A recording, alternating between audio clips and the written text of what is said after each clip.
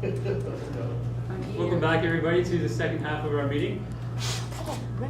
Now, the second half of our meeting is where we have usually 2 speakers, so we like to have, even 3, but this evening, only 1. This is a prepared speech. Our speaker this evening is delivering a number 5 speech from the Competent Communicator Manual, Your Body Speaks.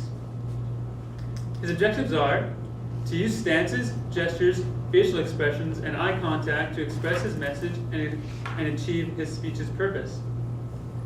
To make his body language smooth and natural. This is a 10 to 12 minute speech. He delivered this speech last week in Vernon as a test speaker for the Division C speech contest. There were 4 contestants that evaluated his speech for the contest. This evening, he's going to try and incorporate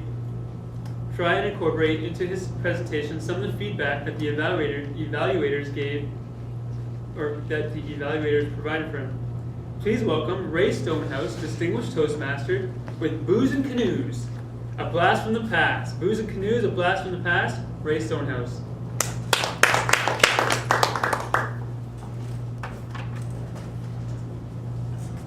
Have you ever received a letter in the mail, or perhaps an email message, that when you read that message, it immediately took you back to when you were younger, your former days?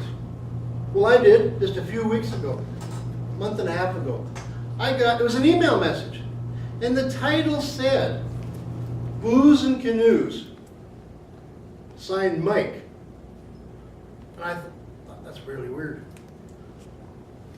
Mr. Toastmaster, fellow Toastmasters, and welcome guests. Booze and Canoes. I don't know about you, but that was a topic that grabbed my attention. What in the world could a message about booze and canoes possibly have to do with me? Well, I opened that message up out of curiosity. And I read it, and I have to tell you, my initial thoughts wasn't necessarily anger, but I was irritated. Because it didn't come through my personal email, it came through my business. Okanagan Health for Biz, that's my business. And the message said, why would anybody do business with you, with your problems, with booze and canoes? And then I recognized the signature went after. My friend Mike. Nobody else would know this situation. So I obviously knew that this wasn't spam, this was a genuine message. And it immediately took me back more than 40 years ago. Mike and I were friends in high school, 1969. I believe we met in grade 9. And we found out soon that we had several things in common. We were hockey fans. We spent a lot of time outside playing road hockey. That's what you do in Canada. Certainly you do that in Ontario. We played road hockey in the wintertime. And we also spent a lot of our time in the arena. We worked in the equipment room. We gave out sweaters. We worked in the penalty box. We had all different, we were involved with Little NHL in different capacities. So we spent a lot of time in the arena. Some people call it rink rats. And that's what we were. We were rink rats. That was the winter time. But spring, summer, and fall, our passions that we shared was canoeing and wilderness camping. We were passionate about that. We belonged to a club in our school. It was called Outward Bound. It was not the famous Outward Bound Club. It was a name that I guess our school borrowed, and it was an Outward Bound Club. And throughout our high school years, some 4 years, we went together on some more than a dozen canoe trips. Now, Mike and I were partners. We went on canoe trips all through, I always thought it was Northern Ontario that I lived in, but it wasn't Northern Ontario because there's an awful lot of Ontario if you look at the map. So it was Central Ontario, Algonquin Park, and quite a few other areas that were quite wilderness, pristine, really out in the middle of nowhere. And we were on wilderness canoe trips together. Now, how it worked was a canoe. This is our canoe. I was the bowman. The bowman is the person that sits in the front of the canoe. So my role was basically just to paddle. Just to paddle. If I got tired, I'd switch over to the other side. And Mike, who's my partner behind, he was the sternman. Now, the sternman's job is to paddle, of course, at the same time, ideally keep in sync with the person in the front, the bow person. But the stern person has an added responsibility of being the person that steers.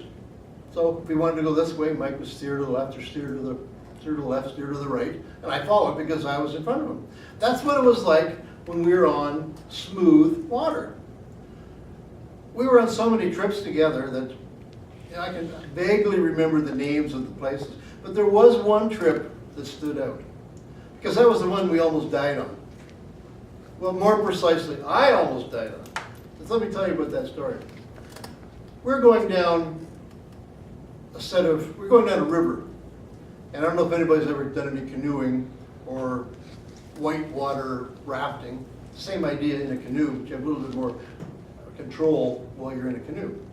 Now, the stern person still has the job of steering, but the bow person has a very important role. What they have to do is they have to be able to steer past any objects that are in the fast-moving water. And believe me, you are going fast when you're going down the white water.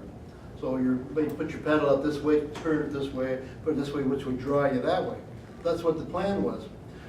We saw ahead of us, quite off ways in the distance, a large area, whether it was a lake or what it was, but it looked really calm. But to get there, we had to go down this long, powerful river, rocks here and there, white water. White water is, in case you're not familiar, the water gets moving very fast because there's usually some kind of a hazard there, whether it's a shoal, the water's picking up speed, or whether it's a rocks picking up, gets faster and faster. So it is very dangerous. But you take these ones a little bit differently. What you have to do, you have to get down on your knees. I don't think I've been down on my knees like this since back when I was in the high school days. So you had to paddle like this. What this did, it gets your center of gravity lower in the canoe, so you're less likely to tip. It also gives you a better plunge, I guess, for lack of other words, to get control into the water. You better control. The plan was we were going to go down shoot the rapids, we were going to go down the fast water, and we were going to stay to the left-hand side. Then once we shot the rapids, we were going to land in the area where the water was calm. That's what the plan was. Now, as often happens, plans don't go according to plan. We started to go down the rapid. We were picking up speed. We were in control of the situation. We were dodging rocks. We were getting faster and faster. And then all of a sudden, a wave, probably about a meter high, back then it would have been 3 feet because 40 years ago, we used to say 3 foot. So a 3 foot high wave came across the bow of the canoe, hitting me on the chest. So what it did was it threw me out of the canoe into the water. The canoe tipped. Now, before I tell you what happened to me, let me tell you what Mike did. Mike, when the canoe flipped over, he was able to stand up. And he was in water only about this deep. So he was able to stand up. He was able to grab the canoe. He pulled the canoe over to the shore, got it out of the way. I didn't know anything about this at all because at the time I had my own problems. When the canoe flipped over and I tried to stand up, there was nothing beneath me to stand up on. There was no bottom. I'm floating with my life jacket. And I'm floating, not only bobbing up and down, trying to tread water just to keep moving, I'm floating very fast. What I realized at that time was I got stuck. Remember the smooth area I told you about? Wasn't smooth at all, because it had this motion here. Anybody recognize this motion? It's called a whirlpool. And I was into a whirlpool. And I was floating around this huge area. And it was a powerful whirlpool. People weren't able to come and rescue me, because there was another 10 canoes that were on our trip, so another 20 people. Eventually, probably around my third loop around the lake, and I'm floating, holding on for dear life. But it was about the second attempt with my friends' canoes, fellow students. They came out, and they weren't able to catch me, but what they used was a gaff hook. Now, I don't know if anybody knows what a gaff hook is. Fishermen use it. It's a pole, and it has there's a hook on the end, which they would use to help pull up heavy fish.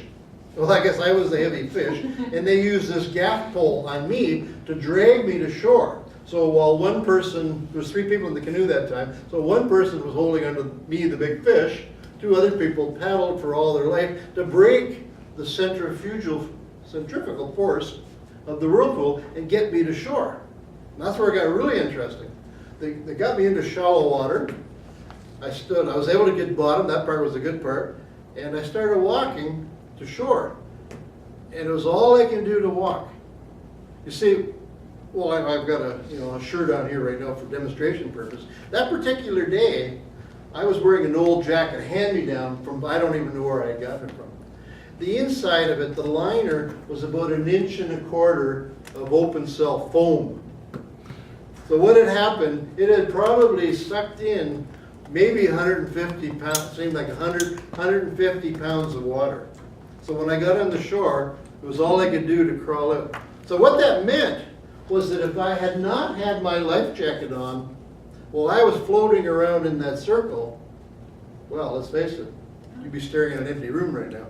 Because I wouldn't have been here. That really scared me. We went on a good dozen canoe trips. Everything went well. When we graduated, we continued to go on our own canoe trips. We didn't have the teachers with us, so we didn't have to follow rules. We could get up when we wanted to, go to bed when we wanted to. We could party when we wanted to. And that's where the element of the booze came with the canoes. Because back in those days, we were late teenagers. We were willing to be rebels. We were willing to try some things. So we bring some liquor with us just to add a little extra entertainment, strictly medicinal of course, to our canoe trip. And what we used to bring, anybody here ever drink lemon gin? Anybody ever heard of lemon gin? Anybody heard of Tang? Lemon gin and Tang. Because you didn't have to refrigerate Tang. All you had to do was put the crystals in a pot, go down, scoop up some water, and you were able to drink lemon gin and Tang. I can't imagine anything more awful at this point in time. But that's what we would drink.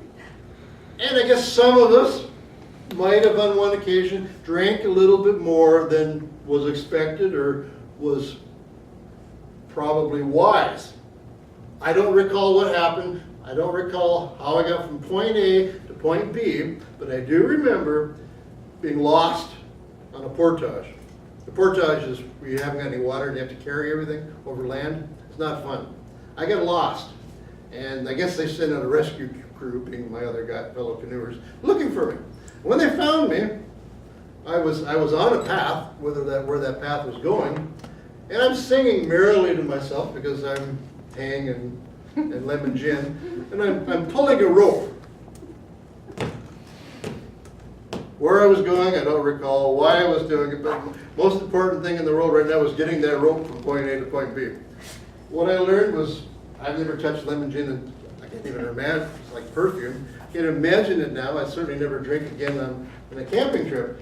So when Mike sent me this letter about booze and canoes, this all came rushing back about this situation. And it's been close to 40 years. Mike and I were friends through high school. After we graduated, as I said, we went on more canoe trips. But gradually, as time passed, which does in many people, we went our separate ways. Mike went off to university to become a civil engineer, I believe. I went to school to become a registered nurse. We drifted away. 1978, my wife and I got married.